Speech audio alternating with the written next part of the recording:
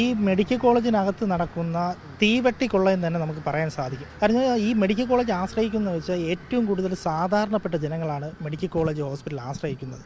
മണിക്കൂറോളം എക്സ്റേ എടുക്കാനും മരുന്ന് മേടിക്കാനൊക്കെ ക്യൂ നിന്നതിന് ശേഷം ഒരിത്തിരി വെള്ളം കുടിക്കണമെന്ന് പറഞ്ഞ് ക്യാൻറ്റീനിലോട്ട് പോവുകയാണെങ്കിൽ അവിടെ നടക്കുന്നതെന്ന് വെച്ചാൽ ഈ വെറുമെന്ന് വെച്ച് കഴിഞ്ഞാൽ മനുഷ്യനെ പിഴിഞ്ഞെടുക്കുന്ന രീതിയിലുള്ള കൊള്ളയാണ് അതിനകത്ത് നടക്കുന്നത്.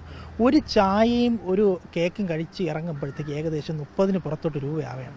ചെറിയൊരു കപ്പ് കേക്ക് അത് നമ്മൾ പുറത്ത് കടയിൽ നിന്ന് കഴിക്കാൻ നേരത്തെ ഏകദേശം ഒരു 8-9 അകത്തേ ആവുള്ളൂ.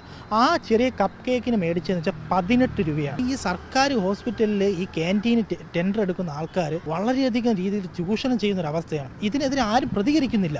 ഈ സാധാരണപ്പെട്ട ആൾക്കാർ എങ്ങനെ ഇവർക്ക് മുന്നിൽ പ്രതികരിക്കാൻ പറ്റും?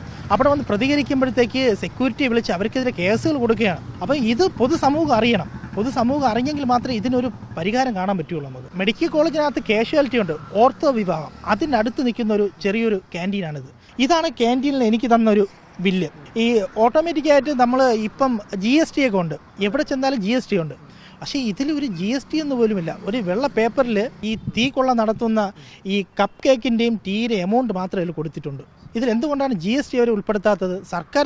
സർക്കാരിൻ്റെ ഒരു മെഡിക്കൽ കോളേജ് അല്ലേ, അവിടെ GST ഉൾപ്പെടുത്തിക്കൂടെ? എൻ്റെ ഒരു ചോദ്യമാണ്.